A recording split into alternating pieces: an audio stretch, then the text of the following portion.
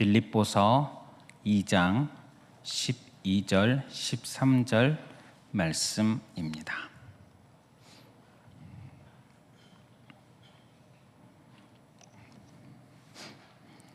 우리 다 함께 봉독하겠습니다. 12절입니다. 그러므로 나의 사랑하는 자들아, 너희가 나 있을 때뿐 아니라 더욱 지금 나 없을 때에도 항상 복종하여 두렵고 떨림으로 너희 구원을 이루라. 너희 안에서 행하시는 이는 하나님이시니 자기의 기쁘신 뜻을 위하여 너희에게 소원을 두고 행하게 하시나니. 아멘. 인터넷에 보면 여러 목사님들의 설교가 있는데 그 중에서 박영선 목사님이라는 분이 있습니다. 이분의 한 설교 중에 한 내용이 저에게 굉장히 충격적으로 굉장히 인상 깊은 그런 내용이 있습니다. 잠시 소개해 드리도록 하겠습니다. 예수님을 믿은 지 한 3년 미만이면 여러분들이 소원을 얘기하고 욕심을 얘기하고 거기에 자기가 갖다 붙인 이유를 대고 명분을 대고 열심을 내는 데 대해서 뭐라 할 수 없습니다만, 하지만 10년이 되고 20년이 됐는데도 아직 그러고 계신다면 여러분은 예수님을 믿는 것이 아닙니다. 이분이 좀 발언을 세게 하시는 분이십니다. 세게 하시는 편입니다. 그래서 그거 좀 감안하시고 들으시면 좋겠습니다. 다시 한번 읽어드리겠습니다. 예수를 믿은 지 한 3년 미만이면 여러분들이 소원을 얘기하고 욕심을 얘기하고 거기에 자기가 갖다 붙인 이유를 대고 명분을 대고 열심을 내는 데 대해서 뭐라 할 수 없습니다만 10년이 되고 20년이 됐는데도 아직 그러고 계신다면 여러분은 예수님 믿는 것이 아닙니다. 제 말이 아니고 그 목사님의 말입니다. 네. 그런데 이제 어느 정도 동의가 되기에 제가 가져온 것입니다. 어느 정도 동의가 된 부분이 있기 때문에 말씀을 드리는 것입니다. 성도 여러분, 예수님을 믿는다는 것은 무엇일까요? 신앙의 연수가 쌓여간다. 우리가 성도로서 자라간다면 점점 자라가면서 어떤 모습이 나와야 할까요? 우리에게 그 부분에 대해서 오늘 말씀이 우리에게 참 귀한 교훈을, 명령을 주는 말씀으로 생각이 됩니다. 오늘 12절 말씀 제가 다시 읽어드리겠습니다. 그러므로 나의 사랑하는 자들아, 너희가 나 있을 때뿐 아니라 더욱 지금 나 없을 때에도 항상 복종하여 두렵고 떨림으로 너희 구원을 이루라. 이 부분에 굉장히 이야기할 부분이 많이 있는데 가장 끝부분, 결론적으로 이 한 문장으로 짧게 줄인다면 12절 말씀을 너희 구원을 이루라. 두렵고 떨림으로는 뒷부분에 얘기해 보려고 합니다. 너희 구원을 이루라. 명령입니다. 누구에게? 빌립보 교회 성도들에게. 믿지 않는 자들에게 하는 말이 아니라 예수님을 믿는 그리스도인에게 주는 명령입니다. 예수님을 믿는 자가 무엇 해야 되냐면 너희 구원을 이루라. 그렇다면 얼핏 생각하면 좀 의문이 들 법합니다. 예수님을 믿고 구원받았는데 내가 구원을 이루라고? 구원이 아직 확정이 안 됐나? 미완성인가? 혹시라도 내가 잘못하면 구원이 취소될 여지가 있는가? 라는 얼핏 생각하면 그렇게 들 수가 있겠죠. 하지만 이 말씀을 그렇게 이해한다면 잘못된 것입니다. 그렇게 이해한다면 성경 전체의 진리를 부정하는 것이 되기 때문입니다. 이 말씀을 구원을 이루라, 이것을 어떻게 이해하는 게 좋겠습니까? 구원에는 여러 가지 측면이 있습니다. 먼저 좀 어려운 말로 칭의라는 측면이 있습니다. 우리가 죄로 인해서 하나님으로부터 멀어져서 영원히 죽을 수밖에 없는 존재입니다. 그런데 예수 그리스도께서 십자가에 죽으셨습니다. 그 십자가의 공로로 우리가 죄사함 받았지요. 그래야 이제는 하나님께서 우리를 향해 예수님 때문에 너는 죄인이 이제 아니라 너는 이제 의인이다 선언하십니다. 너는 이제 사탄의 자녀가 아니다. 나의 자녀, 하나님의 자녀다. 이렇게 선언하여 주십니다. 그런데 하나님의 선언입니다. 하나님의 선언, 하나님이 마음을 실수로 내가 잘못 말했어. 바꿔야겠다 하시는 분이 아닙니다. 하나님은 실수하지 않으십니다. 즉 하나님은 이 선언을 번복하지 않으십니다. 그리고 하나님께서 하신 이 선언을 누가 뒤집을 수 있겠습니까? 뒤집을 수 있는 존재는 없습니다. 즉 우리는 의로운 자가 되었습니다. 하나님의 자녀가 되었습니다. 하나님의 백성, 구원받았습니다. 이것을 좀 어려운 말로 칭의라고 표현을 합니다. 그런데 또 구원에 대해서 이런 표현이 있습니다. 성화라는 표현이 있습니다. 하나님의 자녀가 된 우리가 이제 하나님 자녀가 되었는데 이제부터 어떻게 됩니까? 하나님의 자녀로 살아갑니다. 하나님의 선언으로 신분적으로 내가 하나님의 자녀가 됐고 의로운 자가 됐고, 또 내가 예수님 믿고 이 사실이 나에게 진심으로 믿어지고 실제 나에게 효력이 생겨서 성령님께서 나에게 효력을 주셔서 내가 의로운 자, 하나님의 자녀라는 것이 실제로 경험이 됩니다. 그런 상태에서 우리는 하나님의 자녀로 살아갑니다. 하나님의 자녀로 살아가면서 점점 이제 예수님을 닮아가는, 독생자 예수님을 닮아가는 삶을 살아가지요. 한 아이가 태어나면 그 아이는 사람이죠. 사람이 아닙니까? 사람이지요. 그 아이는 부모의 자녀입니다. 하지만 그 아이는 사람 구실을 못합니다. 혼자 살아갈 수 없습니다. 아무것도 하지 못합니다. 그러면서 점점 자라면서 사람 구실을 점점 배워가고 익숙해져 갑니다. 사람 구실을 못하는데 사람이 아닙니까? 사람입니다. 사람이라는 존재가 이미 되었습니다. 누군가의 부모의 자녀인데, 자녀로 태어났는데 얘가 사람 구실 못하네, 내 자녀 아니야가 아닙니다. 자녀입니다. 이제 그 아이는 사람으로서, 그 부모의 자녀로서 점점 성장해가고 점점 사람다워질 것입니다. 부모님의 영향을 받아서 부모님의 영향을 받은 존재로 성장해 갈 것입니다. 이미 사람이지만 사람이 되어가는 거지요. 이미 자녀인데 자녀가 되어가는 것입니다.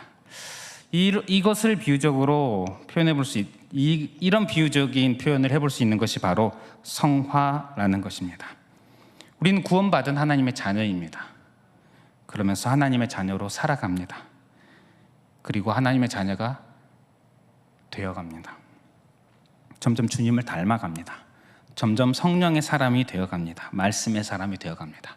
이것을 성화, 거룩한 예수님을 닮아가는 것이기에 성화된다라고 표현합니다. 그리고 예수님께서 재림하실 때 우리는 완전히 성화의 끝, 예수님을 온전히 닮은 영화로운 자가 될 것입니다. 오늘 이 명령은 너가 칭의를 받기 위해서 노력해라 이런 의미가 아니라, 이제 이미 칭의받은 하나님의 자녀가 된 교회, 빌립보 교회에게 이제 성화의 길을 가라 라는 것입니다. 구원을 이루라, 이 말은 하나님의 자녀로서 하나님의 자녀다운 삶을 살아가라, 자라가라, 예수님에게까지 자라가라, 성화의 길을 가라, 그런 의미입니다. 즉 명령입니다. 그리스도인에게 주시는 오늘 명령입니다. 구원을 이루라. 즉 그리스도인은 어떻게 살아가야 합니까? 구원을 이루며 살아가야 됩니다. 성화의 길을 가야 합니다. 이 성화라는 표현을 우리가 또 다른 식으로도 표현합니다. 우리가 점점 성화되어 간다, 예수님을 닮아간다, 또 거룩의 길을 간다, 또 경건하게 살아간다라고도 표현을 합니다. 이것이 그리스도인에게 주어진 명령입니다. 하나님의 자녀가 살아가는 삶입니다. 그런데 우린 좀 착각할 때가 있습니다. 착각이 들 때가 있습니다. 신앙생활은 무엇일까? 기도하고 기도 응답받고 내가 하는 일이 잘 되고 이게 신앙생활인 것 같이 착각이 들 때가 있습니다. 어떤 기도의 기술을 연마하고 무언가를 잘해서 교회 공동체 안에서 칭찬을 받고 하나님에게도 칭찬을 받아야겠죠. 어떤 인정을 받고 또 나아가서 내가 세상을 어떤 노력으로 변화시켜 나가고, 이게 성도가 해야 할 주된 일이라고 착각이 들 때가 있습니다. 이것은 주된 일이라고 할 수가 없습니다. 요즘 많이 더운데 최근에 삼계탕을 먹으러 간 적이 있습니다. 삼계탕을 먹으러 갔는데, 만약에 삼계탕을 먹으러 갔는데 옆에 반찬이 있지요. 뭐 깍두기, 오이 이런 것들이 있는데 반찬이 맛있습니다. 좋습니다. 그런데 우리가 반찬만 먹는다면 내가 삼계탕 먹었다 표현하기 좀 어렵겠지요. 이렇게 비유해 볼 수 있을 것 같습니다. 신앙생활이 무엇인가? 우리 신앙생활의 닭은 삼계탕은 무엇일까? 오늘 말씀, 성화, 경건의 길을 가는 것입니다. 그리고 그런 과정에서 우리가 기도 응답도 받고 열심히 섬기기도 하고 봉사도 하고 뭔가 성과를 이루고 공동체에서 여러 가지 경험을 하고 아주 맛 좋은 반찬들이지요. 없어서는 안 되죠. 꼭 필요하죠. 하지만 가장 중요한 핵심은 성화입니다. 이게 없이 나머지만 하면 이제 이것이 바리새인이 되는 것입니다. 종교가 되고 율법주의가 되는 것입니다. 그런데 이게 이 중심이 있으면서 다른 것이 함께 갈 때에 정말 훌륭한 그리스도인의 자리로, 그리고 성도의 삶을 정말 누릴 수 있는 기쁨의 삶의 자리를 살아갈 수 있는 것입니다. 성도 여러분, 오늘 말씀은 우리에게 말해주고 있습니다. 신앙생활이란 무엇인가? 가장 핵심은 무엇인가? 성화의 길을 가는 것입니다. 구원받은 자가 살아야 할, 추구해야 될 삶의 자세는 무엇인가? 성화입니다. 거룩입니다. 경건을 추구하셔야 됩니다. 그렇다면 내가 어디에 관심이 있는가 한번 생각해 보셨으면 좋겠습니다. 반찬들 맛있지요. 반찬에 관심 가지는 거 당연히 가지는 거 좋죠. 혹시 이 가장 핵심을 빼먹고 있지는 않았는가?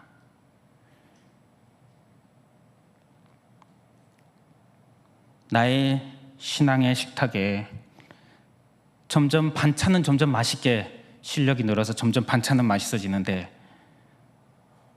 정작 이 닭이 담겨있는 뚝배기가 맛없어지고 있지는 않는가?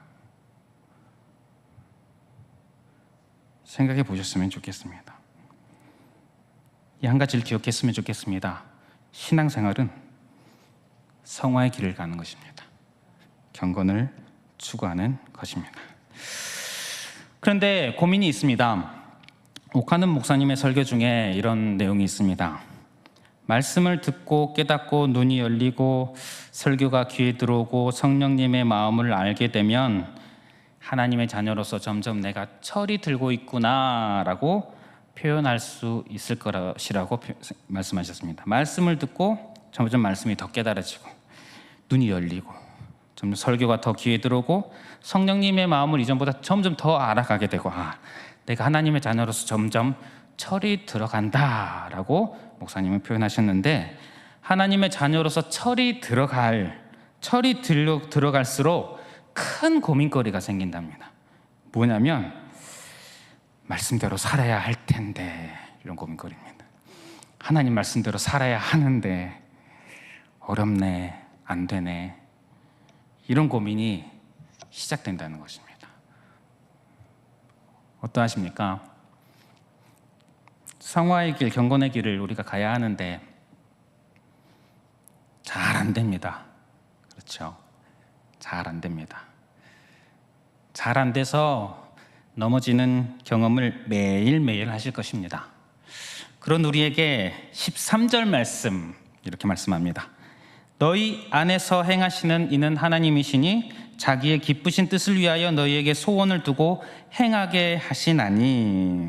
아멘. 하나님께서 우리 마음에 경건에 대한 소원하는 마음을 주셨다고 말씀합니다.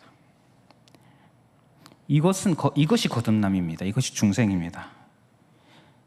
새로운 피조물이 된 것입니다. 새로운 피조물로 다시 태어난 것입니다. 예수님 그리스도와 연합해서 새 사람이 된 것입니다. 구원받기 전에 우리의 상태는 성경에 하나님과 원수라고 말씀하셨습니다. 경건에 대한, 성화에 대한 마음이 없습니다. 마음도 없고 그런 생각을 할 능력도 없고 아무것도 없습니다. 오직 죄에 대한 생각뿐입니다. 그런 이전의 우리를 그리스도의 십자가의 죽으심과 함께 연합하여서 죽이셨습니다. 그리고 이제 새 피조물로 그리스도와 함께 부활하게 하셨습니다. 그래서 그 이전의 존재일 때 가질 수 없었던, 가지는 것이 불가능했던 마음을 우리 마음에 부어주셨습니다. 하나님을 더 알기를 소원하는 마음, 하나님을 영화롭게 하고 영광 올려드리고 싶은 마음, 내가 거룩해지기를 원하는 마음, 예수님을 닮고 싶은 마음, 하나님의 형상을 더욱더 덧입기를 원하는 마음, 말씀에 순종하기를 원하는 마음, 하나님 기쁘시게 하기를 원하는 마음, 본질이, 성향이 완전히 다른 존재가 되었습니다. 변화된 것이죠. 우리는 나에게 이런 마음이 들 때 좌절하시겠지만, 그렇게 잘 되지 않는 것에 대해서 좌절하시겠지만, 이것을 먼저 생각하셨으면 좋겠습니다. 구원받은 자의, 중생한 자의, 거듭난 자의 증거라고 할 수 있습니다.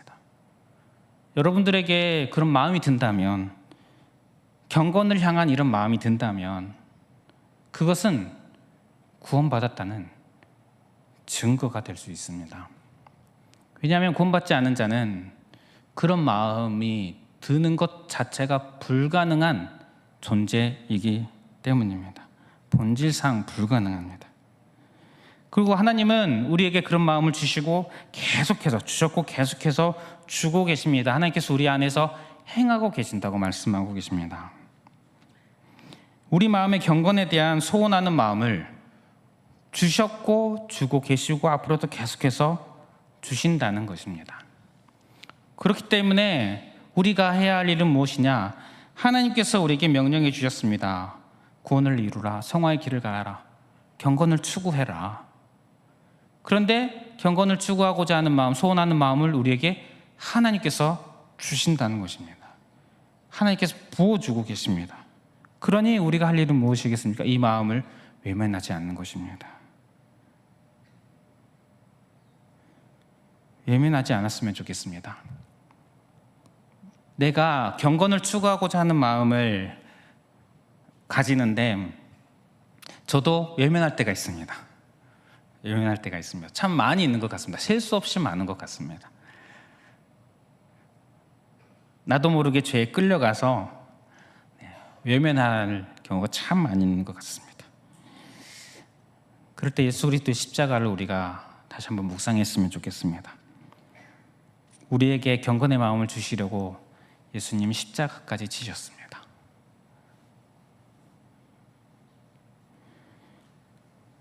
예수님은 십자가까지 지셨는데 나는 너무 쉽게 그 마음을 너무 쉽게 자주 외면하고 있는 내 자신을 봅니다. 참으로 죄악된 존재이지요.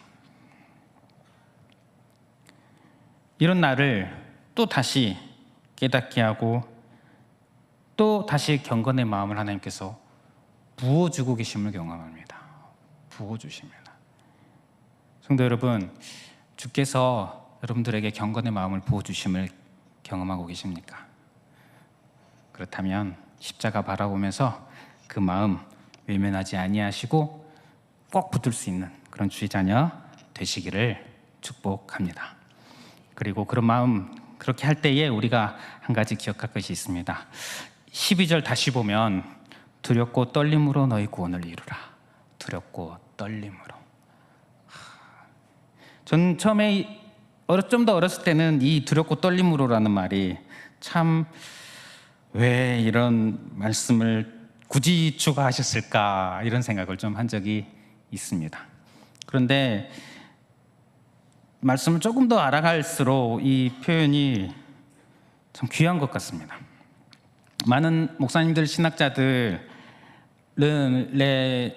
발언을 보면 두렵고 떨림으로라는 이 말에 대해서 거의 다르지 않습니다. 거의 다 한결같이 하는 말이 어떤 표현이냐면 두렵고 떨림으로라는 이 표현을 하나님에 대한 어떤 사랑, 경외감에 대한 마음의 태도로 표현합니다.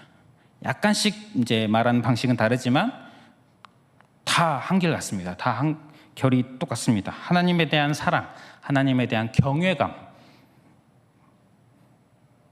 가진 자의 마음의 태도.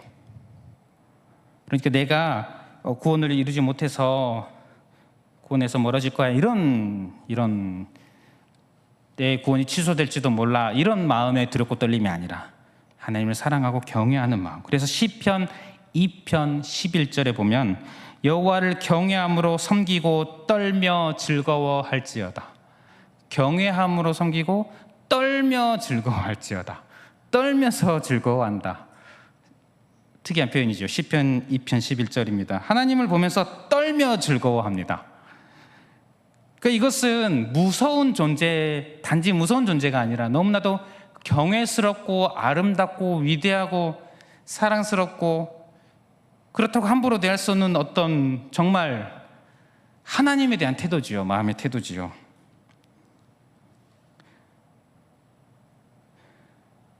그래서 두렵고 떨림으로 너희 구원을 이루라.